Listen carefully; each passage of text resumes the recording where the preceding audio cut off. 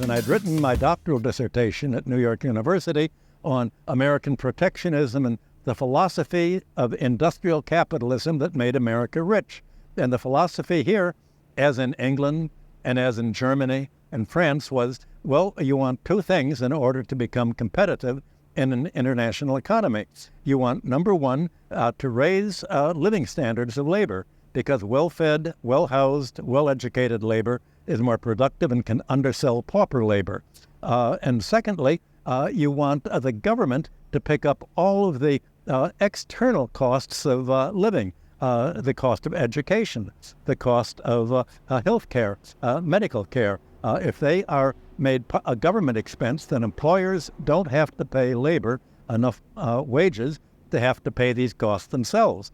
And I saw that the philosophy that was developing in the 1980s, Margaret Thatcher and Ronald Reagan, was the exact opposite of all this, and that there was no way that the Latin American countries could pay their debt. I said that at a big United Nations UNITAR meeting in Mexico City, convened by a man who wanted to become Mexico's president. And there was a riot after I said this. And I pulled my whole delegation out, and I pulled the Canadian delegation out with me. Carl Polanyi's daughter, Carrie Polanyi, was one of the people. And I thought this is something. The Russian delegate came out and said, you've taken over the whole conference. You've said the unspeakable. And that's when I realized that the idea that countries could not pay their debt was really important, and decided I'm going to write a history of debt. Beginning around 1980, 1981, I began to write this history, and it was easy going back to the 19th century. I drafted going back to the medieval times, to the Crusades, and the end of even a bit of Rome and Greece.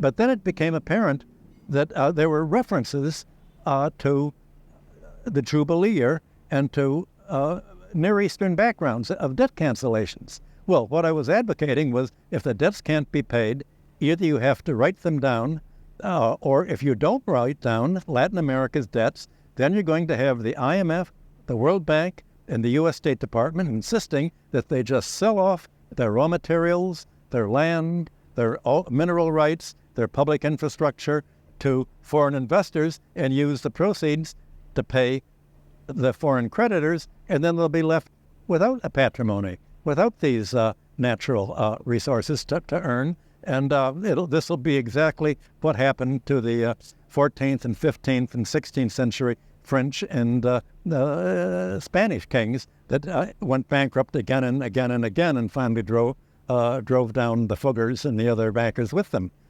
So I began to read about Mesopotamia. And it was very difficult. Most of the writing was in French and German. There was almost an antipathy in the English-speaking world to read this. And because I had studied linguistics at the University of Chicago for my BA in history, but I didn't read cuneiform. I did try to learn hieroglyphics, but I wasn't that interested in what was written in hieroglyphics.